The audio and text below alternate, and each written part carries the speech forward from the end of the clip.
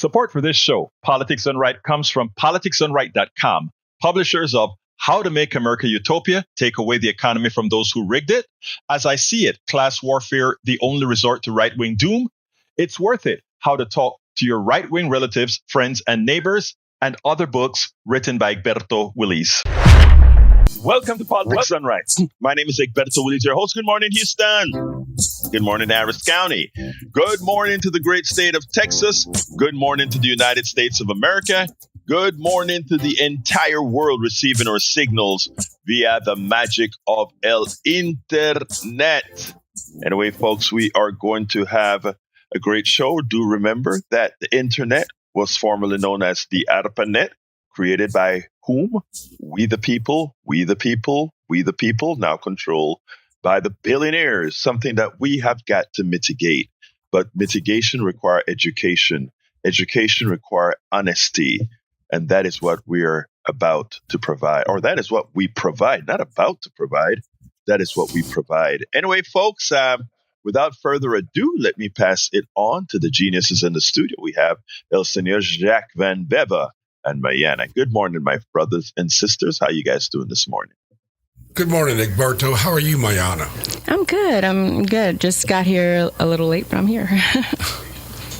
Well, Mayana, I actually saw the video, and I went ahead and watched the entire Hyundai video. Great website. I've seen a couple of videos, I think, from there, but for some reason, it didn't trigger me to bookmark that website. I'm going to do that and start doing more features on that. That is some darn good reporting from an organization that needs the support from everybody. Thank you for that, Mayana. Yes. No worries. I just had the thing about yesterday with the when the guy was talking about racism and thinking that we needed to confront it. Right. Yeah, and I just wanted to say something about that if I could. Oh yeah, please do. Okay, so I was saying that I think too that confronting the truth about racism and the foundation of America is really important. And then you brought up the fact that when you bring it up to people, you have to find a way to bring it up so as not to offend them. And, that's something that we do as, Black people, trying to figure out how to say it so that it doesn't offend, And I personally feel like those who feel offended and get defensive about that kind of need to ask themselves why. Why are they so uncomfortable and why do they feel blamed? The only blame that can be attributed to you now is your need to continue to silence people who are suffering under a racist system. You're not blamed for the past, you're blamed for the now, for the oppression of keeping people silent and not allowing their stories to be heard so that we can feel, so that others can feel the way we feel about you when we see your stories and we get hurt and we feel uncomfortable and we feel sad.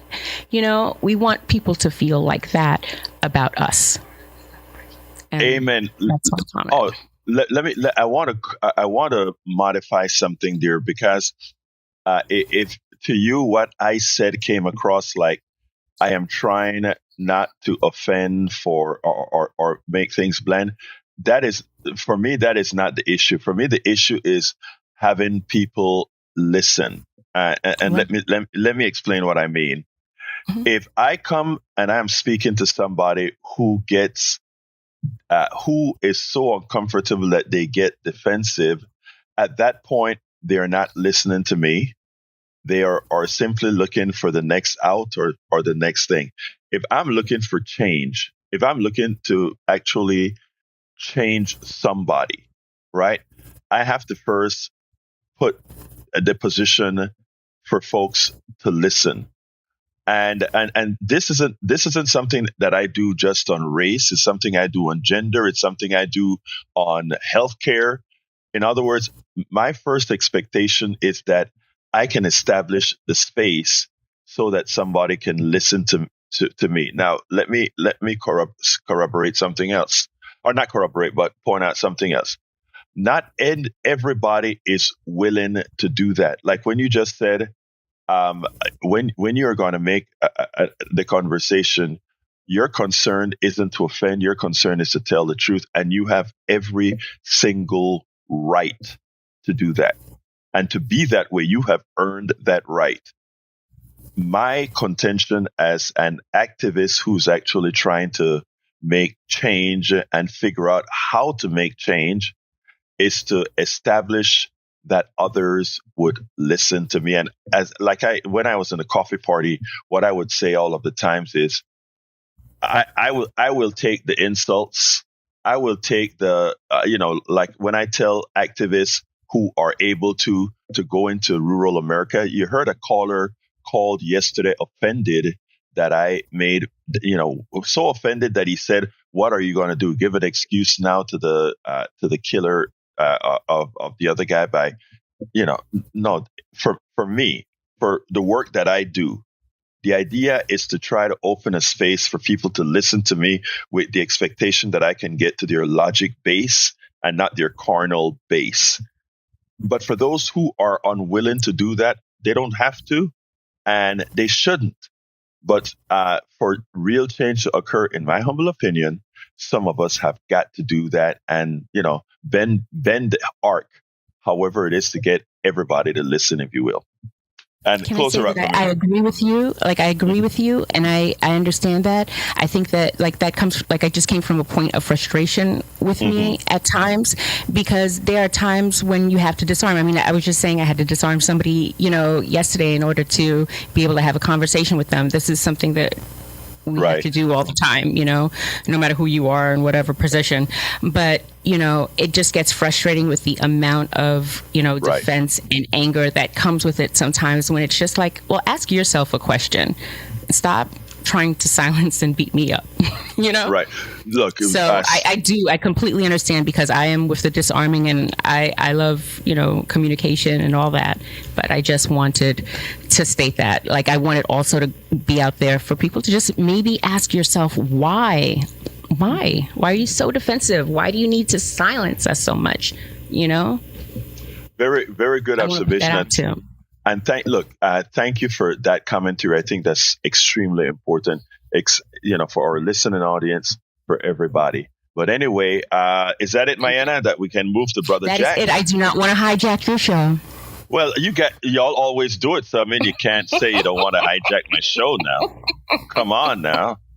All right, Jack, what part of the show? Yes, Jack, what part of my show you're going to hijack now? Or I should say, what part of our show you're going to hijack now? Your headline. I'm going to hijack your presentation today. Talk to me. The conversation opens with two stories that reveal a stark crossroads America faces. On one side, Michael and Susan Dell pledge an astonishing $6.25 billion to seed a so-called Trump accounts for 25 million children, a philanthropic gesture that highlights both generosity and systemic failure. On the other, Senator Chris Van Hollen urges Congress to stop tinkering with half measures and finally deliver Medicare for all, arguing that health care should be a right, not a profit stream. Together, these stories expose the central truth of the moment. American families don't need charity, they need justice. Yes, absolute justice. So here's your show. Well, may I start my show now, Jack and Mayanna? Go for it. All right, yay! I love you guys. Anyway, folks, check this out.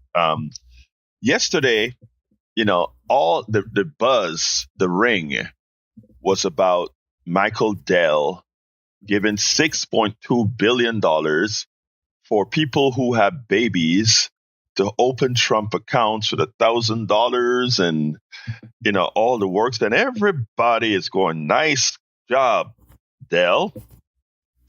Nice job giving away billions of your $6.25 billions of your $150 billion for charity, to give babies a chance to grow their money exponentially by starting very young. And on the surface, that sounds Great.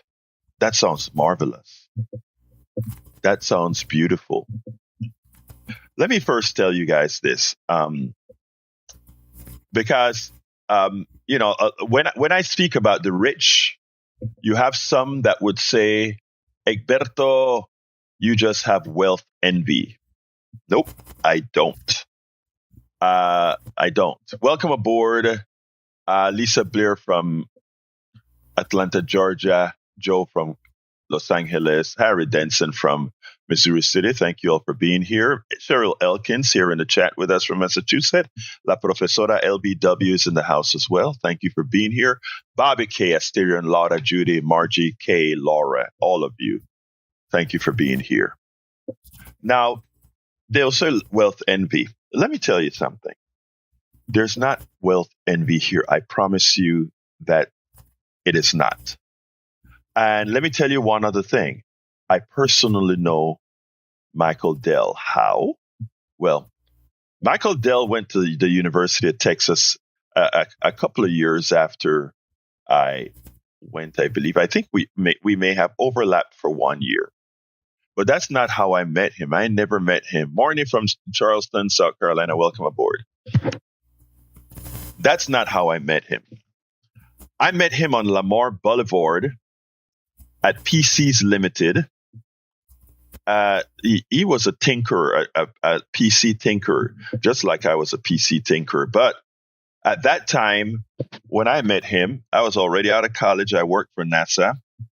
And I also used to build computers, built them and sold them. That was my side gig. Build them from scratch. And he sold parts. He used to bring in parts from China and everywhere else. And I'll drive to Austin to go to his little store on Lamar Boulevard, PCs Limited, and pick up parts and build my computers. And every now and then he would be there and we'll just get into a chat. He was a few years younger. A kid, right?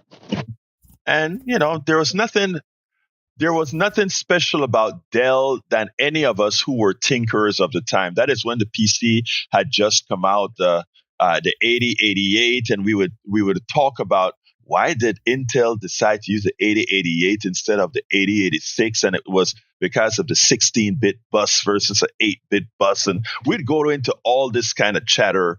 Because, again, like I said, we built computers. And after a while, I got so busy with doing some other businesses with guys that I worked with out here that, I dropped, building these computers as a full-time, not full-time, but a large part of my part-time thing. And I was working with a couple of other guys with some other gigs.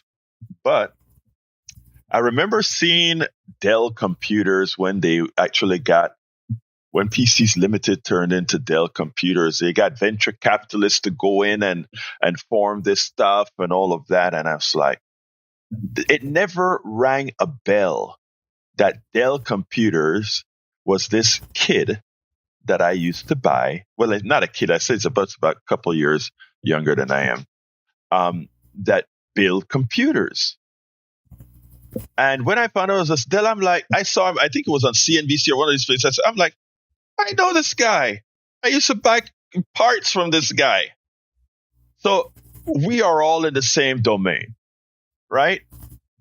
Now, so I say that to say that this kind of a taking off for success to make these billions, a lot of times it's a crapshoot, and somebody sees you building something and they say, let me throw some investor, somebody with capital, say, let me throw some money at you because I think I can turn what you do into making a lot of profit for me and you, right? You do the work, then, and then if you get other people to do the work and we profit.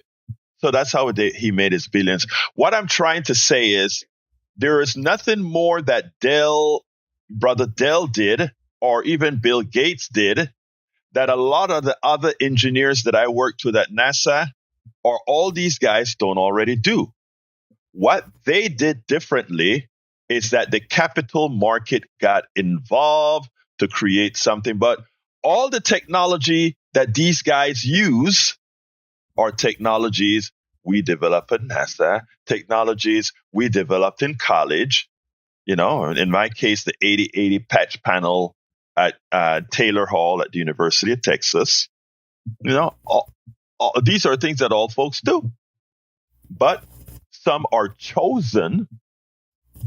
And when I told folks in one of the books that I wrote that this is not a meritocracy. This is, you have to be chosen to be entered into that domain. People, oh, you're just jealous. No, I'm not. No, I'm not. It is what it is. It is what it is. Every single one of you that are listening to me, somebody can look at something that you do and say, how can I capitalize on that and create something out of it within the capital markets? And that's what happens with a lot of companies that get capitalized. Now, most small businesses, that never happened today. They turn into 10, 20, $30 million businesses, but that's where they end. They don't turn into these billion-dollar entities that the $1 billion actually come from financial manipulation and not anything else. But we'll get into that another time, because today is to talk about Dell's gift. So you watch the main news, and what you see is that $6.25 billion Dell is going to give to the government to go ahead and create these Trump accounts for kids that are unborn, and eventually it's going to go to other kids. It's what the plan is. And you ask, my first question is, we have decided to let an individual, a private sector person, decide the well-being of us all. It wasn't done in a democratic manner. Dell has money. He and Trump comes up with the Trump accounts. And now this is going to be something done for these kids. First of all, it is not Dell's responsibility to provide the well-being of the American citizenry. It is the responsibility of we the people to create a society where these things exist. And we don't need gimmicks like every child having a savings account that eventually can be used for college to pay college. What we need is a society that provides college for its people, not a gimmick that a supposedly benevolent billionaire is going to donate his own money, not his own money. That is money that wasn't paid to us. Let's be clear of that. All his billions are money that he shortchanged employees, shortchanged suppliers, that's what it is. Now, we should be, as a society, responsible for funding our universities so that our populace can go to that university free of charge. It's not free of charge. It's our taxes. But it's a societal good, like roads are a societal good that we don't particularly pay for. Education is a societal good. Ensuring that people are fed is a societal good. Those are things we, the people, produce and should create. And the taxes not paid by Dell and Gates and Musk and all these guys is what should have done it. Because, again, these monies that they have are unearned wealth because of financial instruments. Okay?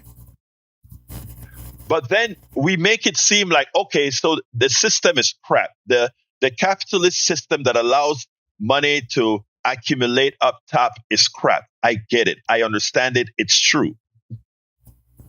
But when we have a media that plays up this story as billionaire out of his benevolence donates $6.25 billion for all young kids coming up so that when it's time for college, their college would be taken care of.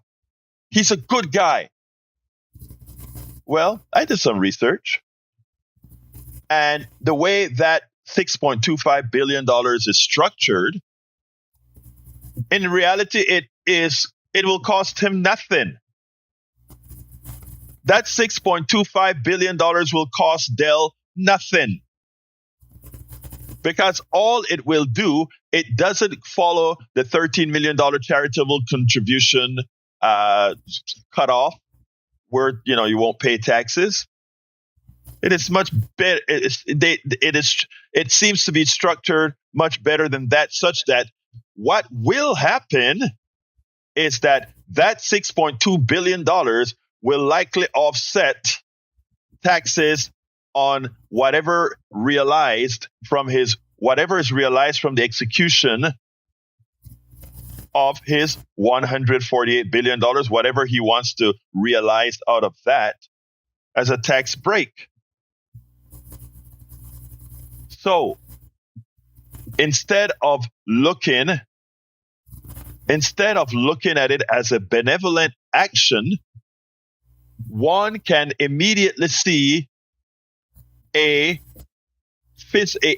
actual benefit to Dell, because I could postulate that donation, because of how it is described in the mainstream media as being the benevolence out of Michael Dell, to somehow increase the good feeling people have of Dell computers. And when they go into a store and say HP, Dell, what's the other type of computer? HP, Dell, Asus, Hyundai, or all these other computers, and say, wow, Dell just did a great thing. He donated something. Cha-ching! I'm going to buy the Dell computer because he did a good thing. So he gets goodwill out of the advertising that he got from that donation, numero uno. Numero dos, it ultimately costs him nothing, because the taxes that he would have paid anyway is now mitigated or offset by the donation that he gives. Cha-ching. And then the sales at his company increases. Cha-ching. Right, Acer, Toshiba, yeah, there are a lot of these computer companies. What I'm trying to tell you, folks, is what we do here is read between the lines, not the top line. But when the way the mainstream media took this, kind of give benevolence to having billionaires, right? Hey, they give their money away. Bill Gates is giving everything away. Buffett is giving everything away, without looking at the core damage, having individuals being the ones who decide how that money is given away is actually done, as opposed to we the people. We the people should be able to say, no, we don't need to give people incentive, a checking account or a savings account that will be realized at 18 to put them through school. No, when a kid gets to 18 years old, they should have the option of going to the university irrespective of their wealth. That's what society should say. Society should say, no matter what, everybody should have health care. That's what society should say. And there are many societies that do that. Societies that are less expensive than we are. Brazil gives education. But again, if you don't know, you don't know. And then you can pull one over like he did. Same thing happened. The same type of methodology happened when Mr. What was his name? Robert F. Smith gave, I think it was like 400, paid off the bill of 400 or several hundred doctor students at several black universities.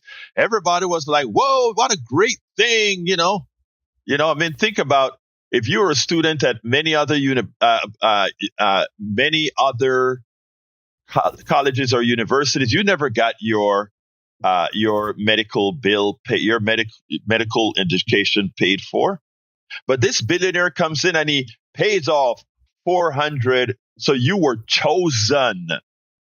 400 of the several thousands doctors a year were chosen by some investor who gets a whole bunch of credit for doing that great deed.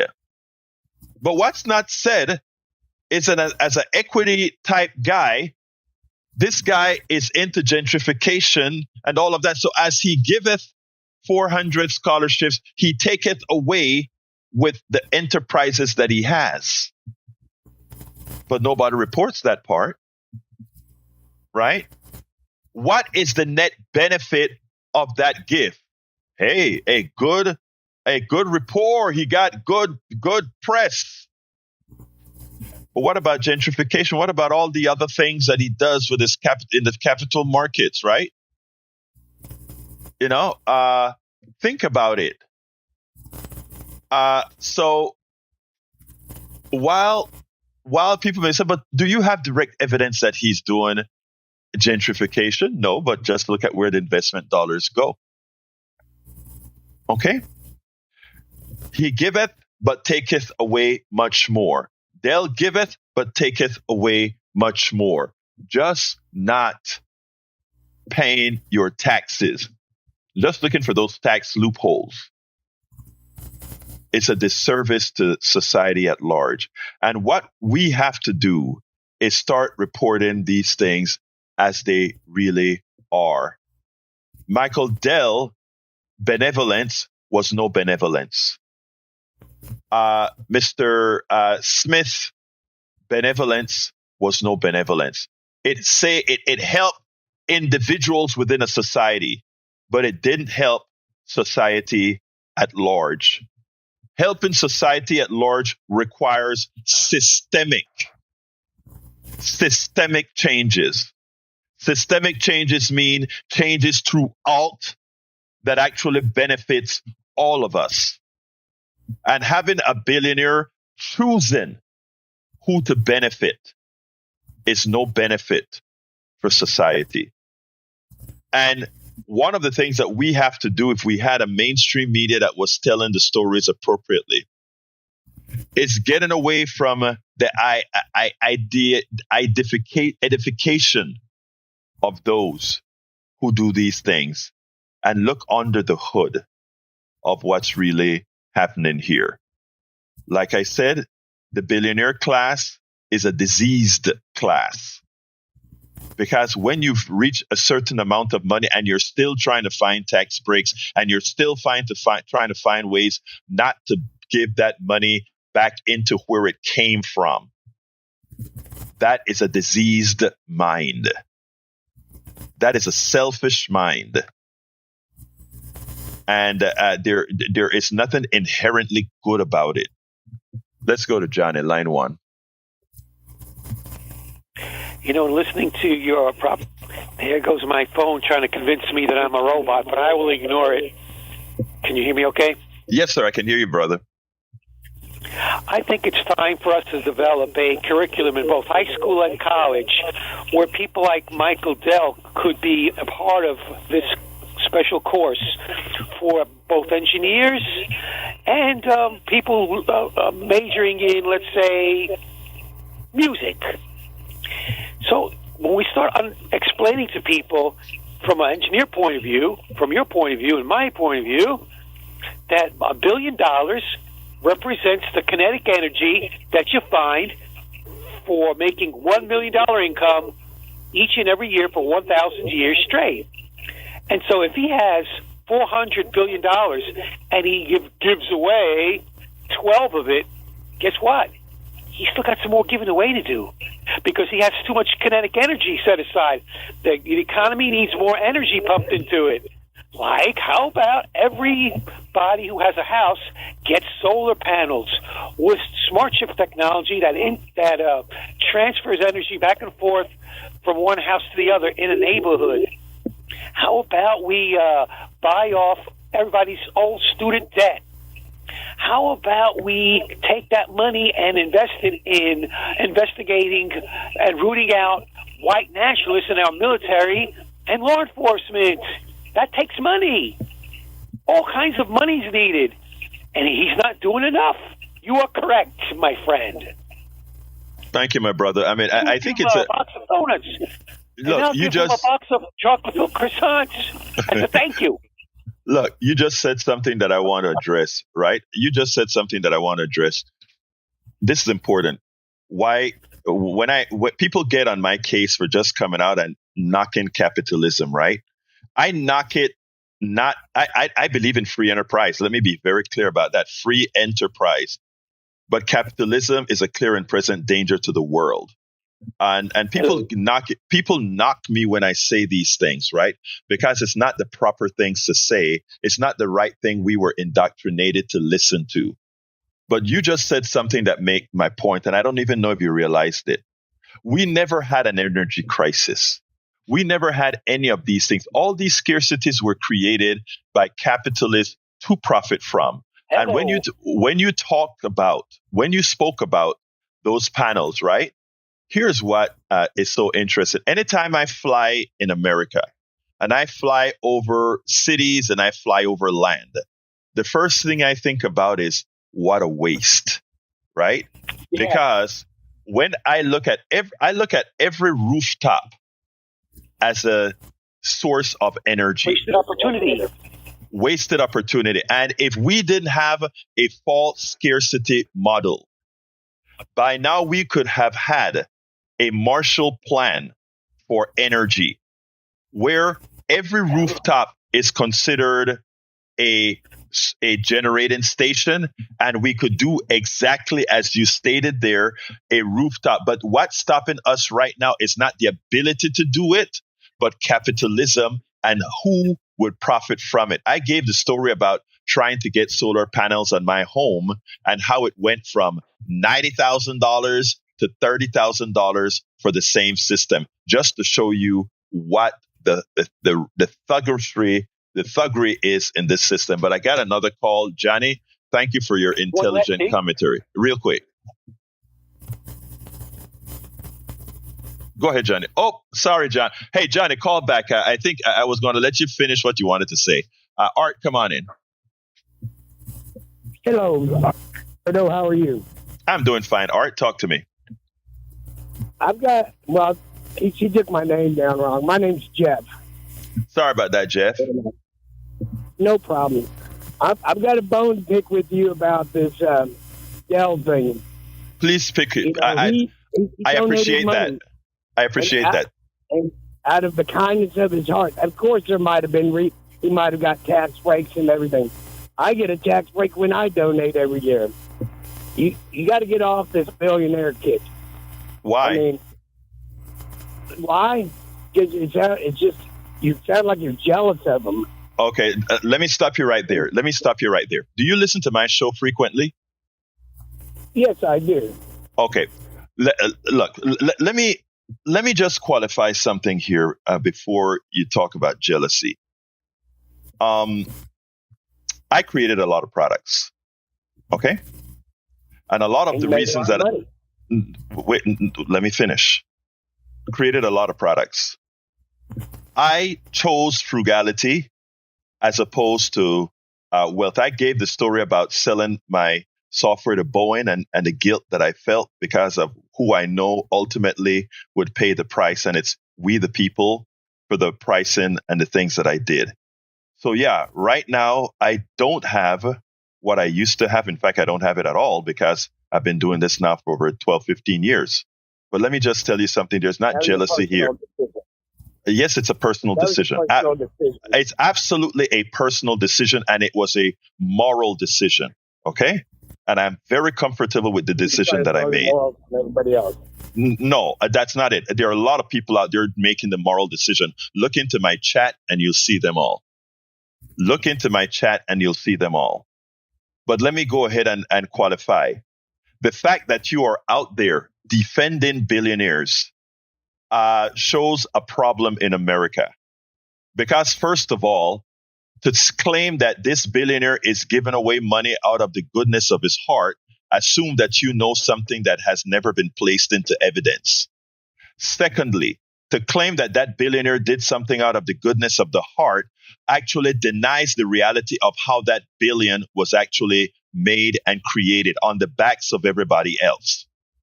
So if you are willing to say you are willing for somebody to pick your pocket And after they pick your pocket, tells you, I'm going to give you 10% of what I picked from your pocket. What does that say about you? What does that say about you and why America is in the condition that it is? Because it is like, I kick you and you turn around and say, kick me again. No billionaire, I repeat, no billionaire, not one, neither the ones that you want to consider benevolent or otherwise, earned it. That $1 billion, I didn't say they didn't get it legally. They did get it legally, but the legality of capitalism is what did it. And that is exploiting of everything below. This is not a question, brother. This is a quantifiable fact of how that money was attained.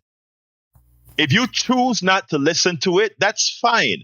If you choose to continue to get kicked in your rear end, that's fine. But don't ask the rest of us to do it. And don't try to assume that I suffer from some sort of wealth envy. If I wanted to be wealthy, I could have been. I am definitely not. In fact, right now I'm struggling by choice because I want to do the right thing and have the expectation that at some time we all will do the right thing. Let's go to Rich.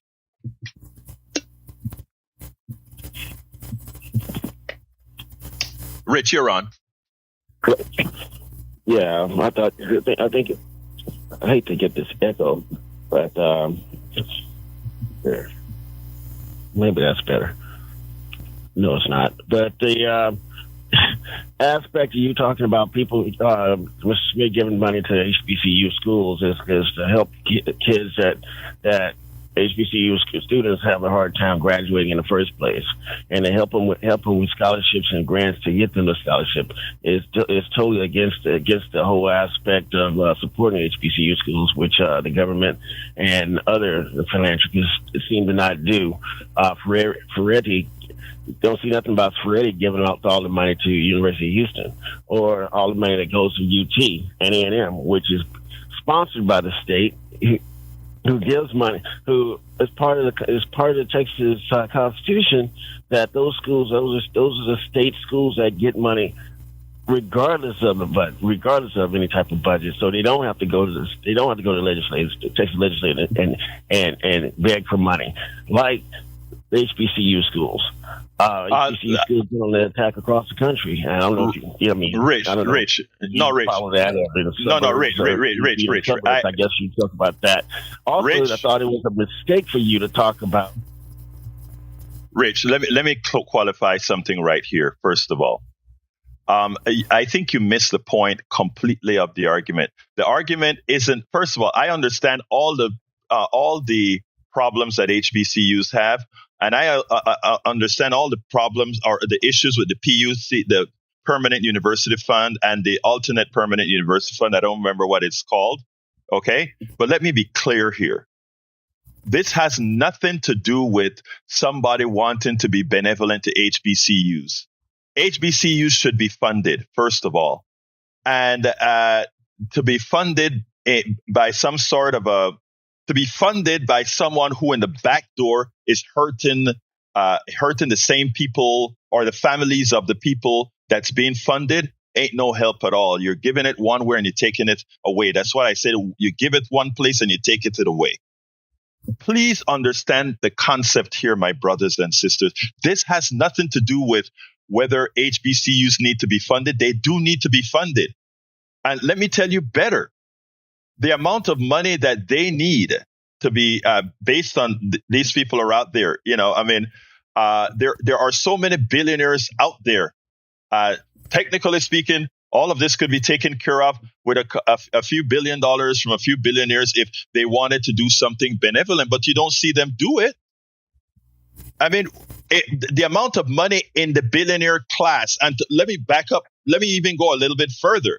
The amount of money, why I talk about the evil of capitalism. Let's take about every black billionaire right now if you want to talk about HBCUs and people helping folks or whatever. Let's take a look at every black billionaire. Every single one of those HBCUs could be funded. You don't see it done. The thing about it is the billionaire class is a diseased class, whoever they are. It has nothing to do with race, color, creed, or anything. None. I stand by what I said. None of these things are gifts. They're both PR motives and tax motives. And until we understand that and start to try to create policies, government policies, where the billionaire is not needed because they shouldn't exist in the first place. They didn't earn it. Until we create that, then we'll be talking about a real society. We need to have a bunch of poor people stop protecting these thieves. The biggest supporters of billionaires tend to be the people that least should be supporting them. They shouldn't exist. Betty. Oh, okay. Hi, Alberto. Good morning, beautiful. When I see my good kitty getting even with my bad kitty, it does me good.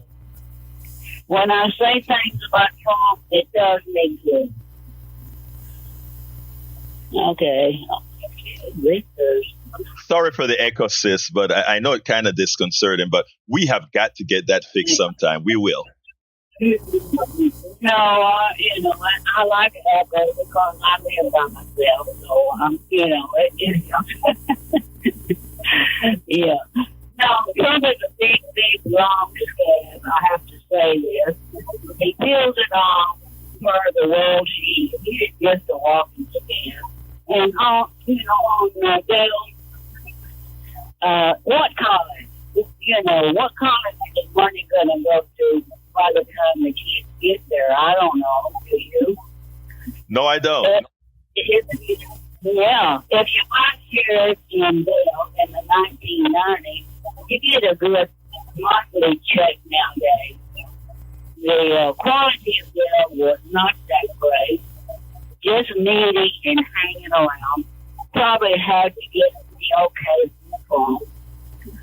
Alberto, this time of the year, holidays, it's supposed to be happy days, being with family, giving, helping, worship, send the baby, food, time to put aside bitterness. Bye-bye. Love y'all. Love you, girl. Thank you. Augie, come on in. Yeah, you're right. I remember when I went to college, I didn't need $1,000 from some billionaire. I worked part-time, and I was able to pay for my tuition, my books, and any fees I had.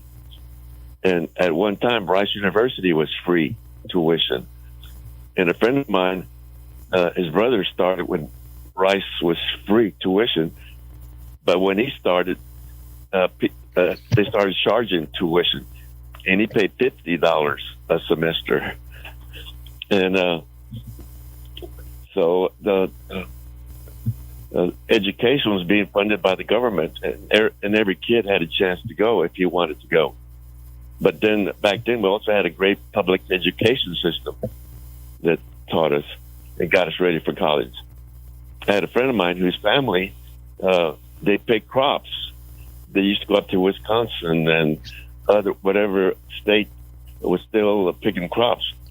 And every school year, he'd come into school late because they were still picking crops when the school year started. But he was a scholar. He went to UT on scholarships, and then he went to France. And he got a big scholarship. And as far as I know, he's doing really well. And I had an opportunity to do well when I went into the corporate world, too. I could have made management, but I didn't want to, because then the company owned me. And I had a family, and I spent time with my family.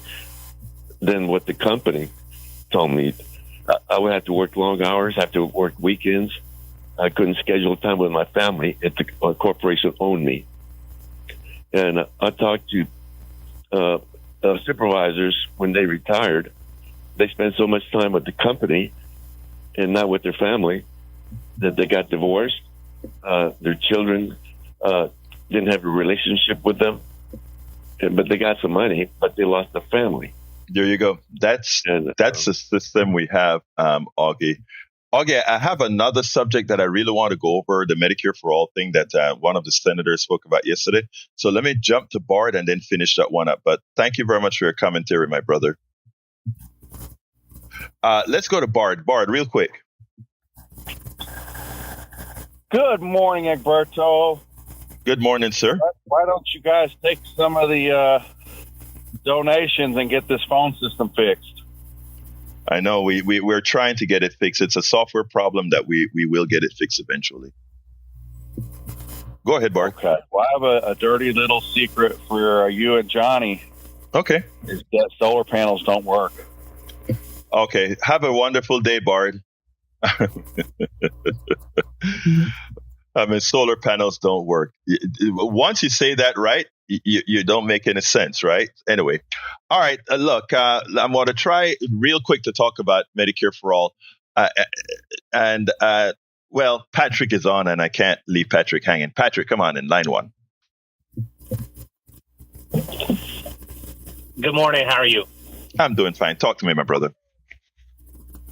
I would have listened to your Medicaid, but I was just going to point out that these billionaires spend sometimes $250 million a year on PR, and they do it because they know how bad they are. And we forget about things like Bill Gates being on Epstein's Island, what he did to his wife, and what he's doing to people in Africa. And he's just one example, but they all spend millions, if not hundreds of millions of dollars convincing us that they're good people because they know that they're not. Right. Leave it at that. Have a great day. Thank you, Patrick. Okay, Bobby, real quick, Bobby. Hi, good morning. I was looking at this thing on wolves and packs of wolves because I had heard something that was misleading, but I researched, like, how do wolves travel? They'll have their alpha males up front.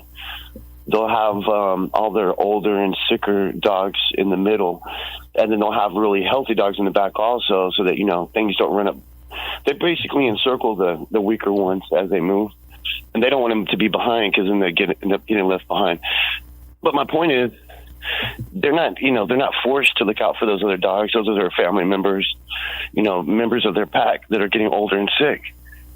And as a society, we humans, if we have a sphere of caring or influence, or we beyond ourselves, we're seen as like socialists, and you must be a communist. Yeah, I know what you're saying. I'm looking at it overall, just like our capitalist system has us where dogs treat themselves better than we do. Yeah, I am glad you said. I'm glad you said that, brother, because you're so right. To be good, to treat people right, they want to make it an insult. You're a socialist if you care about people. You're a socialist if you care about others. You are so right, and I'm glad you brought that example up. Let's talk about that some more another time, but you're so right. Thank you for bringing that up, brother. Good day. Let's go to Jimmy. Come on in, Jimmy. Real quick for me, Jimmy. I want to commend Michael Dell for what he's doing. He started his business back about 1990. He had the fastest growing stock from the 1990s. He was providing computers and competing with IBM and other big companies. So he deserves his wealth, and I commend him for giving away wealth for young children. But more important than that, our country should be providing free tuition in public colleges. That would be the best place to spend our money. We currently are spending way too much on the military. We spend more on the military than the next 8 nations. Okay, Jimmy, combined. I want to interrupt you because I don't have a lot of time, but I need to ask you a question. All right? How did he earn his wealth? Did you hear the beginning of my program today where I told you I actually know Dell personally? Well, I know his story, too. I bought some of his stock in the 1990s. No, that's not what I'm talking about. Brother Jimmy, that's not what I'm talking about. I'm saying, I know you made money from his stock and all of that. The stock did well. All of that is true. How did he make the money? How did Dell physically earn that money, and all the people that work for that company, the vast majority of people, the supply chain that provided all that made that company, how many of those people actually profited from that company while most of the spoils went to Dell and the middle managers and stockholders? My thing about it is, how did he earn it? How did he put the sweat and tears and work into it? How is he more? He was an innovator. He was an innovator. He was an inventor. Okay. He hired people. Wait. No. What did he innovate? The computers. No, he didn't. That's my point. My point is, he was competing with IBM. No, brother. That's not what happened. Again, that's my brother. Let me just tell you this. That is a story. Notice what Patrick just said. These people are paid to tell a story. And I built computers as well. But the computers were made in a modular fashion, such that you just mix and match pieces. And everybody and Tinker was doing that. The difference between Dell and everybody else, the Tinker, is that he was capitalized, meaning somebody said, okay, eeny, miny, miny, mo, I choose Dell to capitalize. I'm out of time, Jimmy, but you and I are going to have to sit down and talk about this when we meet at the next HVJC meeting, because I need to extricate that kind of a thinking out of people's mind that somehow these guys earned something. Dell did not earn it. But we'll talk another time, brother. You need the government to spend money on free tuition in public colleges. I agree with that. I agree with you there. The world. Sir, I agree with you there. Let's talk another time, Jimmy. All right. Cheryl says, I pay more tax than these billionaires by percentage of earnings. I am absolutely sure. Why should that be? I worked tirelessly to bring the medicines I worked on to patients with unmet medical needs, and it frosts me that a large chunk of what I earned honestly goes to this grifting regime. And the thing about it, Cheryl, is you earn it. You are doing the physical work. That is what I try to put out there to my brother Jimmy. You earned it. You are out there in the lab. You are doing your stuff, Cheryl. These guys don't do any of that. Others do the work. Others profit on your back, Cheryl. No loopholes for us. I am also sure we donate more of our earnings by percentage to help others than Dell has ever done. True, $6.25 billion out of $148 billion. I don't even think I could spend $1 billion. You nailed it, sis. You nailed it. And that is the kind of stuff we have to get into the hands of people. LVW points out that Stockholm Syndrome, that is where we are. That's what we're talking about earlier this week, is really showing today. Exactly. Anybody who defends a billionaire suffers from Stockholm Syndrome in some form or the other. Now, let me just go ahead and say this. Let me see if it's long. Van Hollen, a senator, finally came out and said the healthcare system is pretty much hosed. The healthcare system is a latrine, a cesspool of capitalism that only cares about using your body to make money. They don't care about you. Even when you go to see a doctor, he tries to get you out in 15 minutes because it's all about the dollar. It's not about your health. It's not about your care. That will only change when we remove the profit motive out of providing health care. We have to get rid of the rugged individualism. There's much more that I had to say, but you guys take priority on the calls. But let me just say this. There is absolutely no reason for a large percentage of our healthcare industry to exist, because they simply exist to make money. Why is it that every year we have to re-up for what plans we are going to have for healthcare? If we get sick, shouldn't we just be taken care of out of our tax, all the taxes that we paid? If we have sick parents, shouldn't that just be the case? Think about it, people. We have to stop buying the propaganda from these billionaires who again, are not there to help you.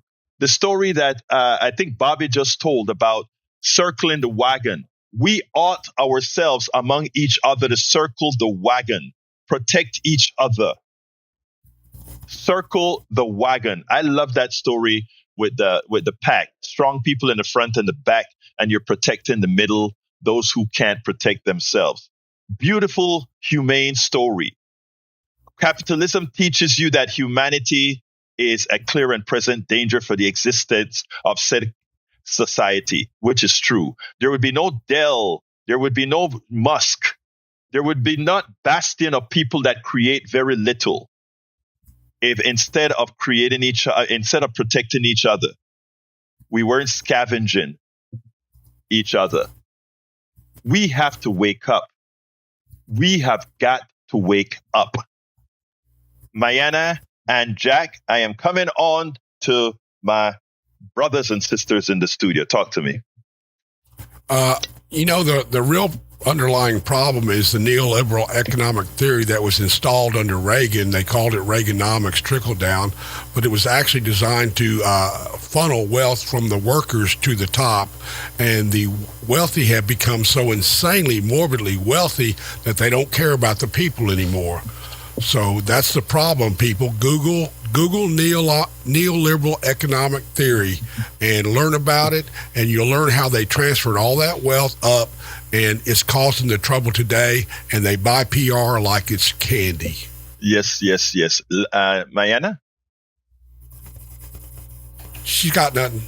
Okay, anyway, I want to thank Lynette in the chat for all your commentary. Lynette, love you, young lady, for all your, and welcoming people in. That is such a good thing to do in the chat. Man, I appreciate that from the depths of the heart. And all the commentary, you guys have some great commentary on both comment streams. Thank you for being here. I don't think I called out Jenny LK, but anyway, we got to get out of here. Folks, our goal should be each other. And our goal is to realize reality. We have to stop buying the propaganda. What Dell did is just another propaganda thing. There is no, we can do that for ourselves. We don't need a rich man to provide help to us. We can help ourselves.